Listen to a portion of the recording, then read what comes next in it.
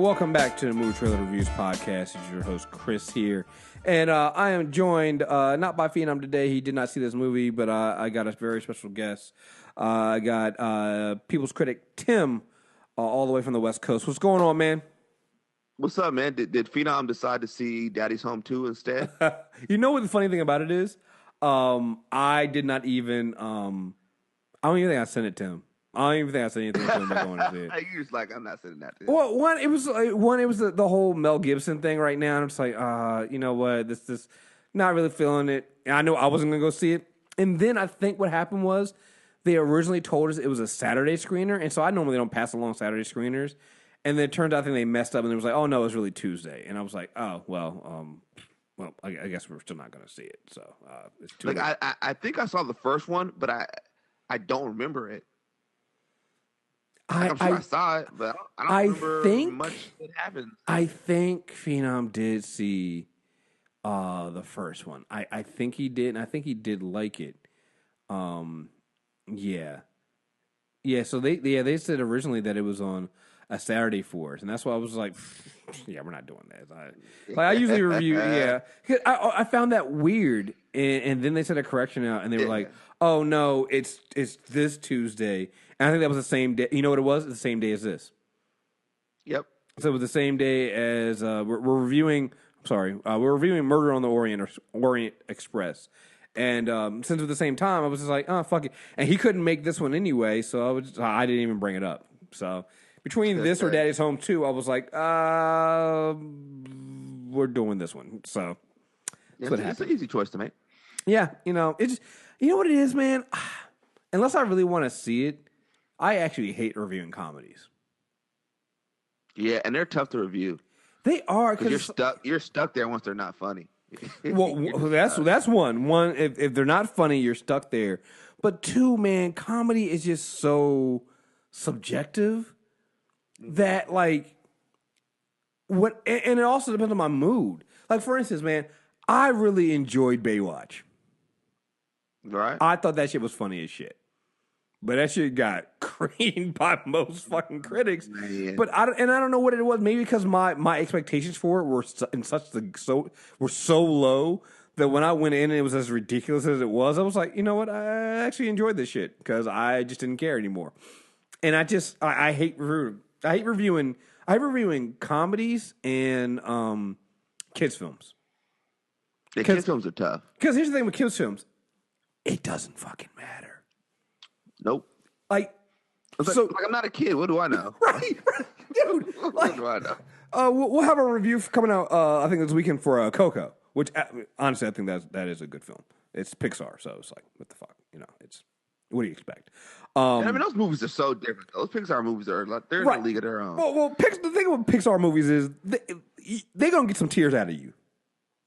They're going to do it. They're going to find some way to extract some tears out of you. And they were trying with this film. Like it was a couple times you kind of almost get you with this one. So Coco is, Coco is one of those ones you're just like, you guys are being some assholes here. But again, kids films is just like, it doesn't really matter. I think I just got a 4-year consideration for a Despicable Me 3, which I forgot. I completely never seen it. You know what? I have a soft spot for that is one of the few kids films I will go see. I will go see the Minions or Despicable Me film just because they throw so many things in there that you notice as an adult that kids won't get. That you're just like, okay, I gotta watch that. But yeah, man, it doesn't matter. Here's the thing. I think Despicable Me made $1 billion. Man, it probably did, bro. I would not be surprised if it did. Let me see. Hold on. We're completely off topic here, but we'll get into this. No, it's fine. What you were saying reminded me of going to see it made $1 billion. Lego Ninjago. Mm-hmm. It made $1 billion? Yeah, it made $1 billion. Yeah. I saw Lego Ninjago with my friend and her son, and I thought it was funny, but man, that dude had a blast. Mm-hmm. And to me, that's the marker. Like that was the best movie he's seen. He was, Look. He was cracking up the whole time. The thing about kids films are the only real measure is, can it get the parents some form of relief for that 90 minutes. Because they're not longer than 90 minutes. You're not getting a kid to sit there for longer than 90 minutes. So can they get the kid? And it's not even about get the kid quiet. Can they keep the kid's attention for 90 minutes? If it can do that, then it's okay. Like I just, you know what? I think I have a standard 8 out of 10 for kids movies because it's just like it doesn't matter. Like I'll be seeing people like adults like really dig into and really like ream like kids films. I'm like, dude, what are you doing? Like it's like going to like a kindergarten or to like a basketball court and like dunking on kids. Like, what are you doing? What are you doing here? Like it doesn't. Like what are you trying to prove right now? Like, one of the craziest movie experiences I've ever had was going to see Frozen.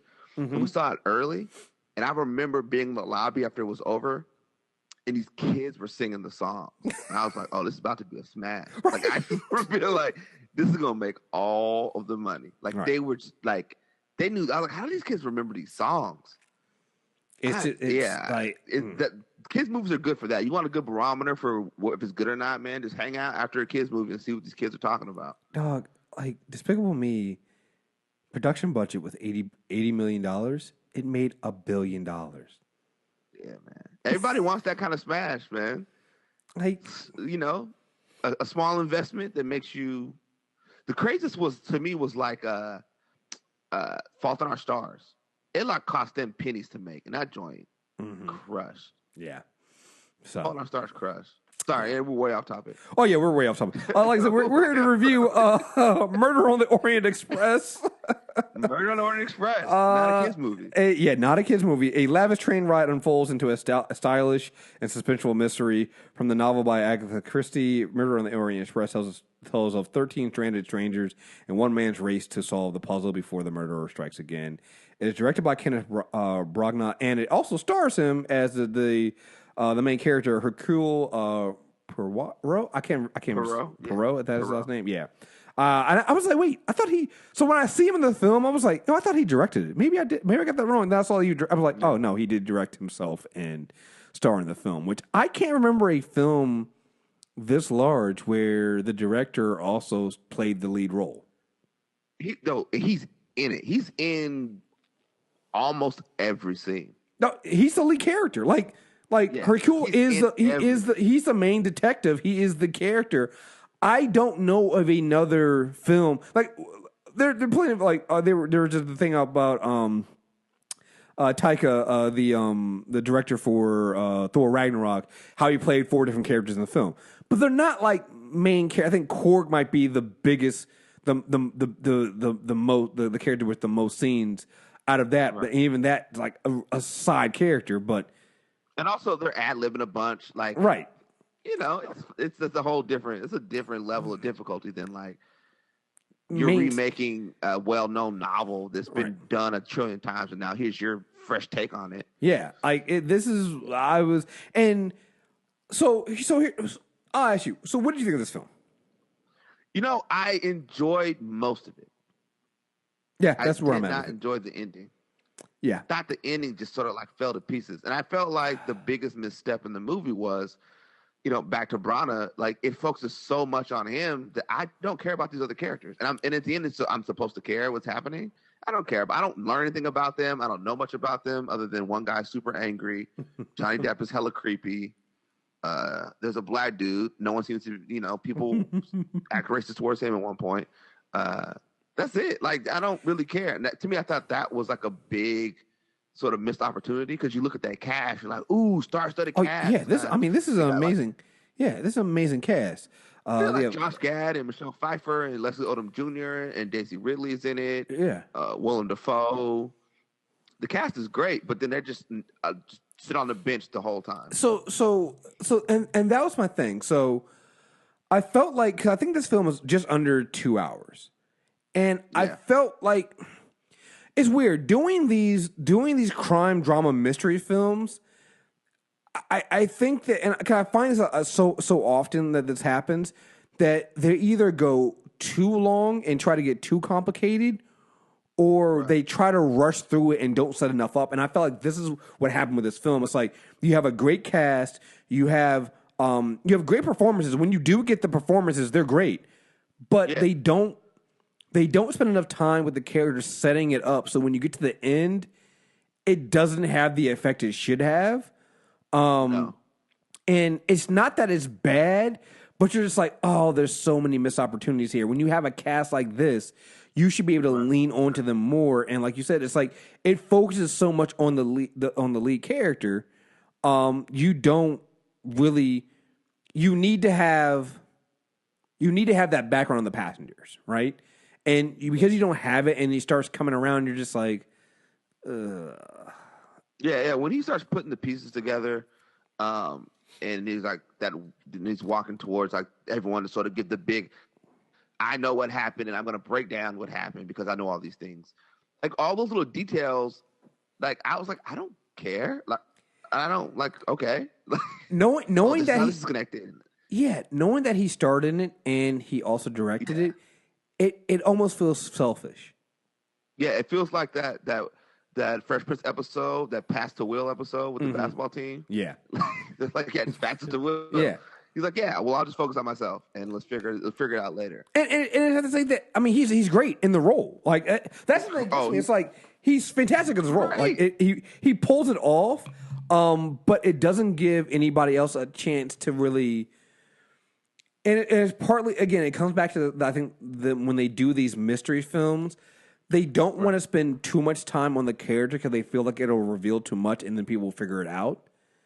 But I'm like, that's where you need to be a little bit smarter with your writing. Yeah, that's when you need to be.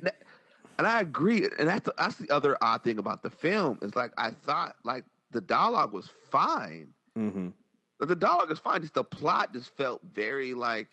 There's a lot of like gaping holes, you know. So instead of like having Perot walk around one of the train cars, you know, let's step away from him and let's watch these two characters interact. Mm-hmm. Let's learn more about who they are. Let's do some flashbacks. Like I'm fine with that. I'm fine with taking it off the train. Because the problem is because when you start, for instance, when they brought in what was it? It was like not they weren't the Duchess, but the was it? I know what you're talking about. Yeah, when they brought not the princess, it was the other ones. I'm trying to figure who they played. The Countess. It was a Countess, and I guess it wasn't her husband or like her boyfriend. Her boyfriend. When they bring them in, it's like I don't know enough about them to care. Exactly. So I don't know who they are because like they get on the train. And you're like, okay, well, they're special because they have special diplomatic immunity and blah blah blah blah. But I'm like, okay, I didn't know this. You didn't set this up. Like at one point, God, I really wish I remember who he was. It's not her boyfriend or something like that, but. Remember, when they before they get on the train, like somebody flashes. Yeah, they take a picture and he like beats up the fucking reporter and like does like a spinning back kick and knocks him out or something. I was like, oh shit, who the fuck is this guy? Is he an actor? Is he like who is? They don't really do that. They don't give you enough time to know who this person is, what their background is, and so when you bring everything together and you start putting things together, it kind of. It kind of falls short. And they have these moments where Hercule kind of goes through and is doing these like exposition pieces where he kind of says like, oh, this person is doing this and this person, and he's piecing things together. And you're like, okay, do you have information I don't have? Like, how did you know that? Like, how did you know any of that? Like, where did you get that information from? And I think that, you know what it is? I think it flies in the face of everything else because when we're introduced to Perot and when he's solving that case at the very, very beginning, it's like physical evidence that he has. Yeah. I saw this thing. I put two and two together. This is what happened. But when he's putting the pieces together at the end of this movie, it's like, oh, this is kind of what I felt would happen. It's like, well, how did you know? Right. You know what I also think too is I think if people have read this novel and are and know where this is, they might be able to forgive some of this stuff. Because so it's like you don't need to be introduced, and maybe that's where they're going for. Like, okay, people know this story already, and so we can kind of like yada yada some of this stuff, and it won't matter. But I'm like, no, that doesn't. You can't do that for everybody. Yeah. Can't do that It for could have everybody. been a really. I think my frustration with it, okay, it's entertaining. Like it's super entertaining. Oh yeah, But very. my frustration with it is like, man, this could have been a much better movie. Yeah, yeah. It could have been a great like holiday movie. And I'll say this: it's shot beautifully. Like they have man. they have some really nice shots. They do this thing when they're in the train car where they take the shots from above, so the camera is pointing down at the tops of the head. So like Hercule will be there with the conductor.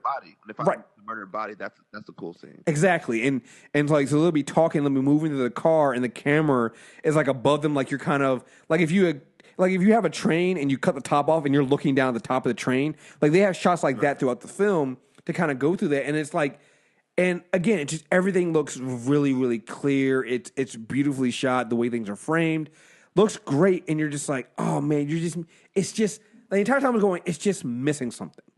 Yeah, You know, it just missing a little something here and there, and yeah, it just feels like, hey, when you like, I think this is what happens when you have somebody who's directing, and again, I'm trying to think of another film like this where you had the director was also like the main character, and I think that's the problem here. He's not a side character.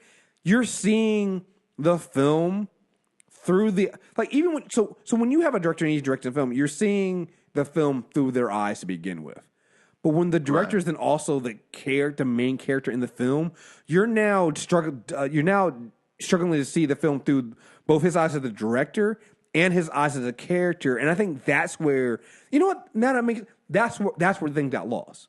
Because if you're doing both, if you're directing the film, then okay, the audience sees this, and this is what the audience see.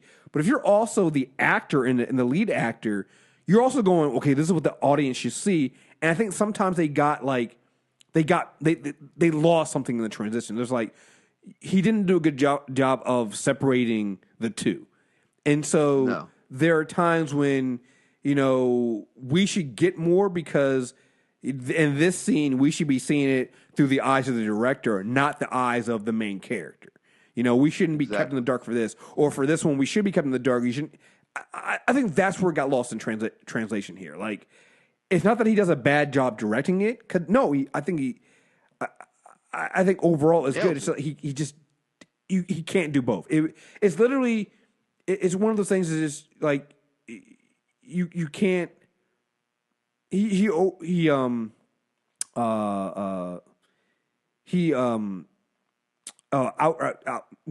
stretch himself too thin. Like you can't do both. And I think that's where this came in at. Again, it's not a bad film, and I was entertained, and I did like it. And I think this might be the first time I've seen Daisy Ridley in something outside of Star Wars. Yes, she was good. I was like, I wish I saw more of her. Yeah, like that opening scene when we meet her, it was good. I don't think I've seen Leslie Odom Jr. in anything. I know he's in Hamilton, I think, but I don't think I've seen him in anything.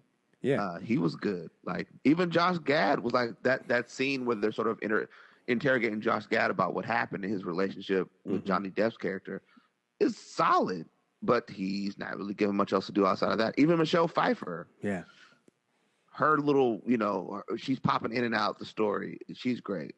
But, again, there's just not enough time spent on these characters who, it's only a huge problem for the film because who they are and their purpose sort of anchors the big reveal. You know what it reminds me of? It reminds me of Atomic Blonde, where you have a bunch of these really great actors. And again, it's not a bad film, but you're like, you guys could have done so much more.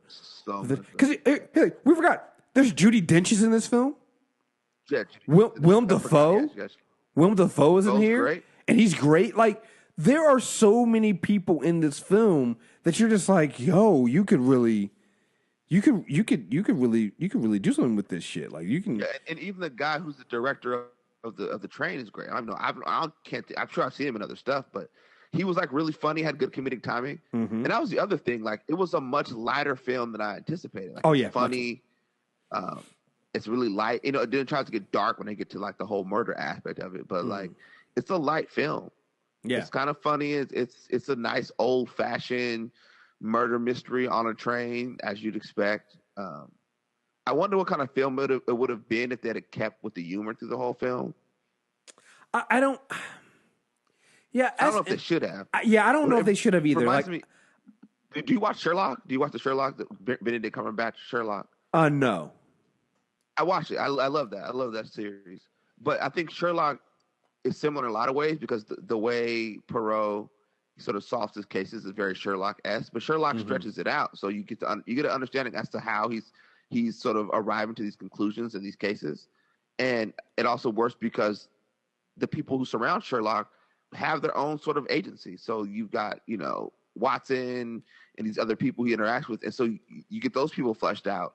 So if Watson gets kidnapped or this person he's investigating something happens, like you care about, their outcome. And Murder on the Orient Express is missing all of that. Yeah. Like the only person I really care about is Poirot, and I don't really care what happens to anyone else. And also Poirot's the person I know. He's never in danger. No, he's never in danger. Yeah, he's never in danger. And I think that they also, because then they set this thing up with him, and it goes back to this idea of, your director's also your lead actor here, where everything's about him and the fact that he's a stickler. Like he's not a stickler, but he's just everything has to be perfect for him. Like there's that moment in the film where he's trying to get his eggs. They have to be perfectly aligned and things like that. Like everything needs to be perfect for him. And so we have people to correct their tie. Like he's got this whole thing with stuff being balanced. Right. And so and that plays into the end of the film where it starts questioning, is justice and morality a black and white thing? Like he looks at everything as very black and white. Like it's right or wrong. His whole thing was if you're, a murder is like the greatest crime you can commit against society. You're broken. Something's wrong with you.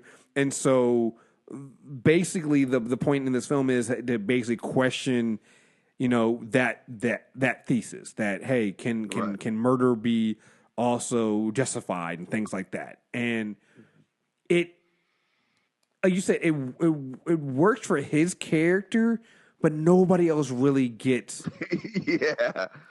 And again, it just goes off to being selfish. It's like, yo, your director is the lead actor, so it's like he's getting himself all the best lines. He's getting himself all the best stuff because it's for him. Yeah.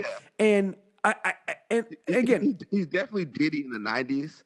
Yeah. It's like, man, you produced a record, you talking over the beat at the beginning, now you in a video. Right. Now you at the war show. Like, come on, man. Right. Like just fall back. Let me shine a little bit. And again, I think the problem is, and this comes into the bigger problem when you're making movies off of novels. In a novel, I guarantee you, even with him being a lead character, that you got something of the other characters. You got enough of them to understand who they were. But there were just certain things that you just didn't get. Like, for instance, Judi Dench's character is a princess, and you're like, well, princess of what? Like, why is she like, she has her dog. Like, it's just, you don't get enough of the introduction of who these characters are to really get that, right? And it's just, and I think that part of it was because they wanted to hide the reveal at the end, but I don't think they had to do that.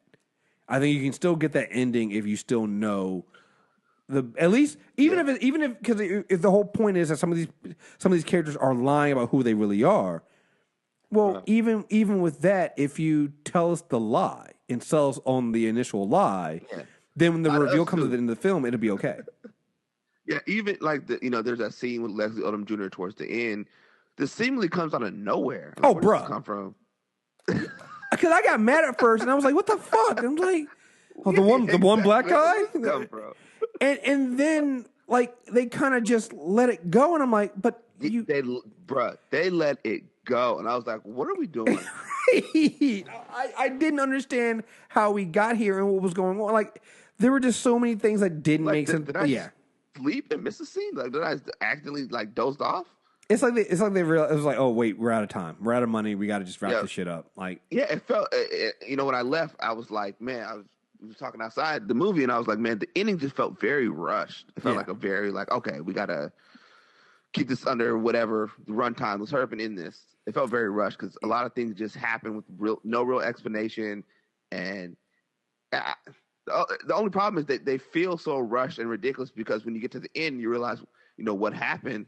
You're like, well, that's stupid. You could have cut that whole sequence out, Right. or at least gave us more detail as to how we arrived, to that point, and stuff like that. Like, and it's like supposed to be a swerve in the film. That's not really a swerve. Like, that's not and the other thing too is like at some point, like you can start figuring things out yourself, but not because they left breadcrumbs, but because it's to the point that because they didn't leave breadcrumbs, it's just like, well, it has to be this, Yeah, here's the thing: were you ever suspicious of anybody on the train?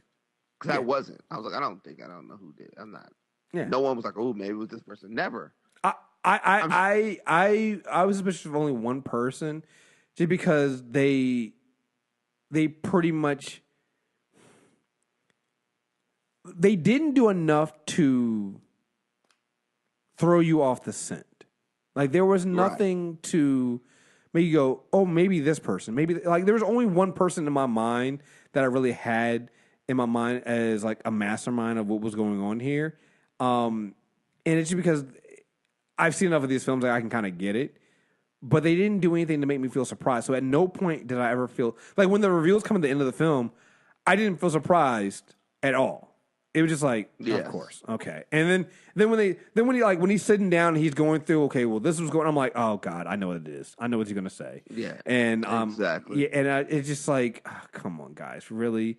I forgot Penelope Cruz was in this. Like she's got like 4 lines. Oh God, they really did not use her at all. It could have been anybody. Yeah. It's just, I don't want to spoil it for people who haven't seen it, who want to see this, but it got to me. It got to a point at one point when I'm watching the film, just like, and he's like kind of laying out what happened, and it's like, it doesn't make any sense. There's no, blah, blah, blah. And I'm just like, oh, that means to me that this, like, it has to be this. Like, and I'm saying that halfway through the film, and they don't do anything to kind of, because it feels like they're in such a rush to get to the end.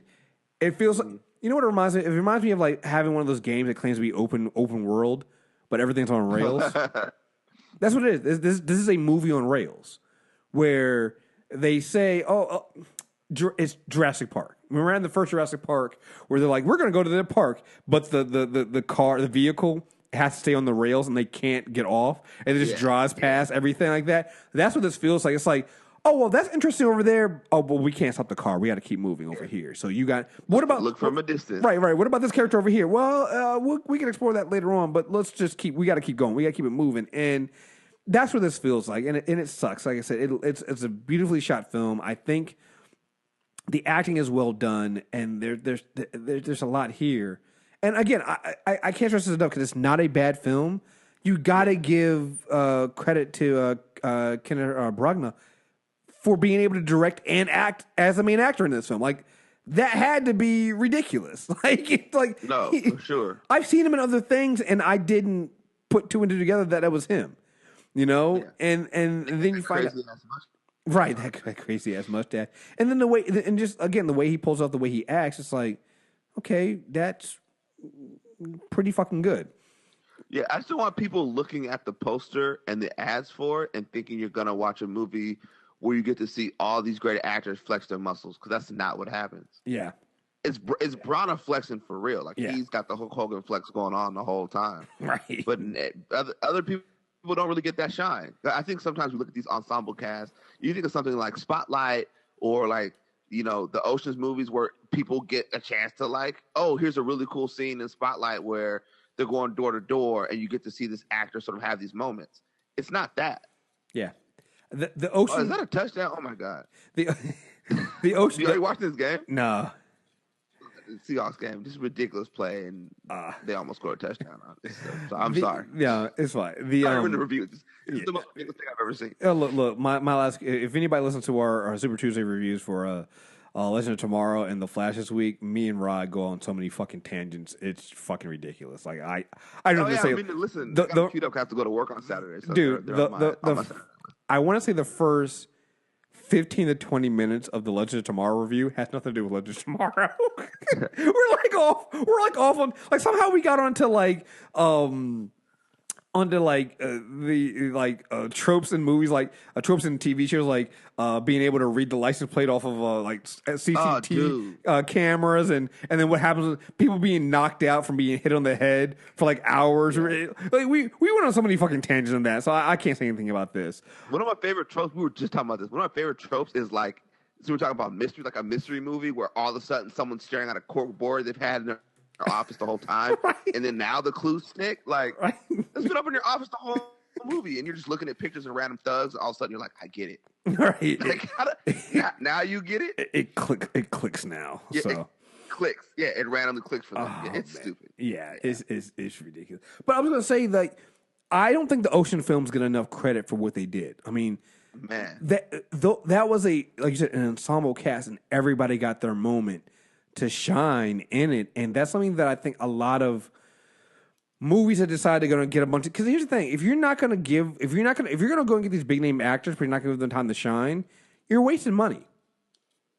Yeah, and it's funny, and it's not even just like actual physical screen time. Like if you think of something like Silence of the Lambs, like Anthony Hopkins really isn't on screen that much. Mm-hmm. He's got like 12, but he's got like between like 12 and like 15 minutes of actual screen time. He's not on screen time a lot, but it's an impactful, like when he's on there, he's doing it and he gets off. So even if you're going to have an ensemble cast like the one we saw in Murder on Orient Express, like even if you're not going to give Daisy Ridley like a bunch of time, like make it an impactful 8 minutes. If it's going to be 8 minutes. Mm-hmm. And I don't give it to him. And it doesn't do that. Yeah, and I'll give it to him. I think she probably got. Here's the thing, I want to see more of her. Because like you said, I think the only thing we've seen from her so far, and it's so funny, it's so weird, right? Because people were talking about how after the about characters people not getting so like it was like John Boyega and not getting roles and Danger, and I'm like, yo, he's got more stuff than she has so far. This is like the first thing I've seen. Yeah, this is like the first thing I've seen in her outside of Star Wars, and but the thing about it is she's good. She's actually really good. She pulled and again, it goes back to the problem with the film. It's like, oh, but I want to see more of her, because it's like she's so good in it, and I wish I could have gotten more. Like I said, it just feels so rushed, and I don't think it had to be. And again, it's just a thing that happens with these murder mystery films where they either go too long and try to do too many twists and turns, or they feel like this film where they're on rails and they're just trying to quickly go through it too fast, and they don't take time to savor the moment with some of these characters. Like, because at one point I think, there's some things that go on with like Willem Dafoe's character. I'm just like, what? Why do we like? What are we like? I just what's going on here? Exactly. I don't. Like they bring up certain things, and I'm like, if you didn't like, they talk about one of the things his character is as if you should know. Like, for not even really a big support. They bring up the Pinkerton detectives, and at one point. And like, I only know about that, because I know about the things outside of this film, and so I'm like, oh, okay, I get that reference, but anybody else might not get it. Right? Anybody else might not get it. And you're like, so what the fuck does that mean? But the way they talk about it in this film, it's like it's supposed to have impact. But if you have not set that up and you haven't explained to your audience what the Pinkerton detectives are, what the fuck does it matter? Because then at one point, then he goes, "But you were also a cop, though," and he was like, "How'd you know?" And I'm like, "But why?" Like that scene would fall flat for a lot of people who just don't get that. That's just ridiculous. Yeah. I'm interested to see what the response is going to be from people who go see it, because I think they're thinking it's one thing and it's not. You know what I'm saying? It's something different.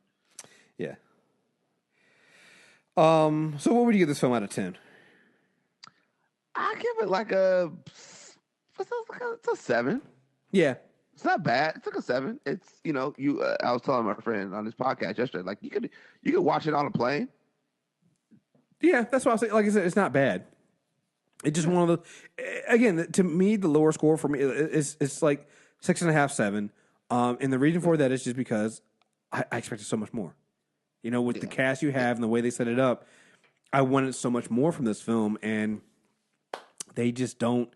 They don't give it to you. But I got to say that the cinematography in it, the way it's shot, the director shots of this and the way they put things together, I think that aspect of it, you can't complain about the way the film's put together. It is put together in an incredible way. Yeah, it feels like a con though. You know what I mean? Yeah, it feels like yeah, a bit of a con. yeah. It's not what I thought it was. It reminds me. I read this book called The Big Con, and it talked about like conning people, and they would have like these fake con setups, right? This whole house would be it's a con, and the only person who doesn't know they're getting con is the person who's getting con. Like, everyone else is in on it. Mm-hmm. Yeah. So part of the con is that they'd run like these horse races, and they'd let them bet a little money, and finally they get the guy to bet a bunch of money. And the best part of the con that was so crazy to me is they would do these wire things. Would be like, I got a guy on the other side, so he's gonna tell us who won the race, and we'll bet, and then when the wire comes in, we'll win. So during the big bet, he bets on a winning horse, and how they got them was they would like bring the money out and push it towards them, and then have the other person come in and say, they got the wire wrong. It was this horse won, and they would pull the money back in their face. In their face, and they said that's how they got them to bet more, because they would see it and be like, oh. Mm-hmm. This is the $250,000 I was going to win, and you just pull it right back in front of my face. Yeah. That's That's definitely what this film felt like. Yeah, it felt like they just pushed this $250,000 in my face and said, "No, you know what? We're not going to do that." Yeah. So, but again, I mean, if you've seen Thor Ragnarok already and you're waiting to see Justice League, which, by the time you hear this review, probably a few hours after you hear this review, we'll be getting our first reactions. Apparently, they can't put out their review scores, but they can get reactions to Justice League. And I'll say this: I'm hearing good things, so we might get the clean sweep. That's a positive sign. It might be, yeah. We might get the clean sweep of comic book films this year, being the best reviewed films of the year. So so we'll see.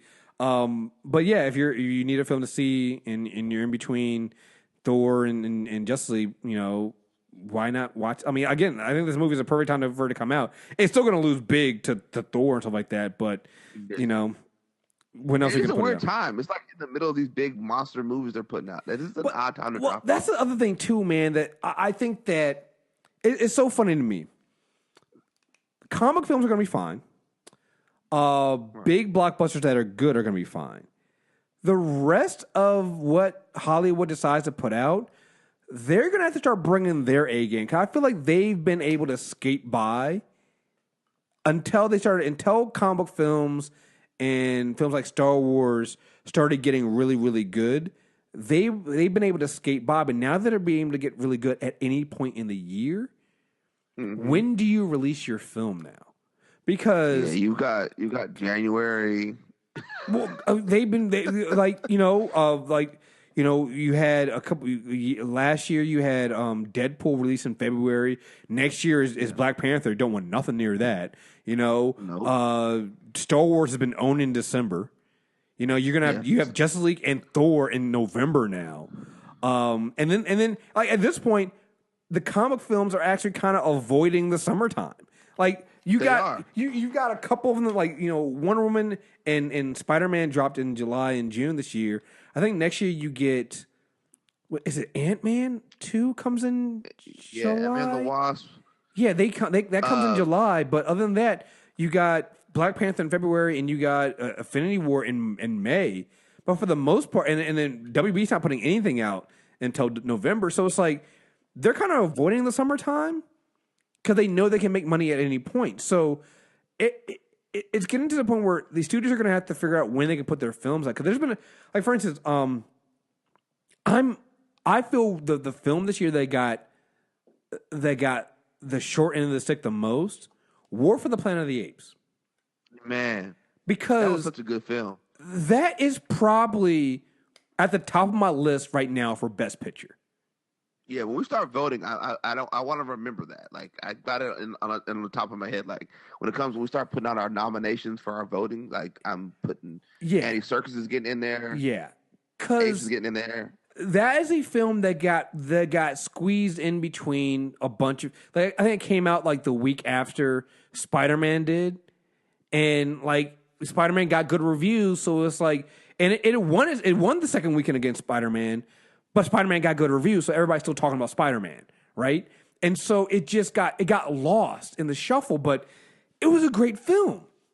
So it's a perfect end to a trilogy. Oh my goodness! You want from a movie, like it's a film that like I'm with like Andy Serkis deserves something. Like the film, again, it's at the top of my list for like best picture this year, and it's a film that oddly enough nobody's really talking about, but they should be because just what it did and what it addressed and how they did it was fantastic, and it got great reviews too. It's not even like it got okay, middling. No, it got great reviews.